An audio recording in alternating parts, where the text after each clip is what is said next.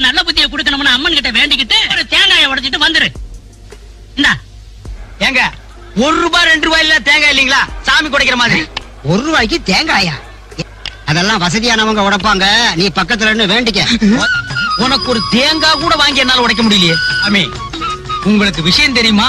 என்னப்பா விஷயம்? கிளாஸுக்கு வந்த தேங்காய் லோடுல 2 தேங்காயில பாம் இருக்கான். பாமா?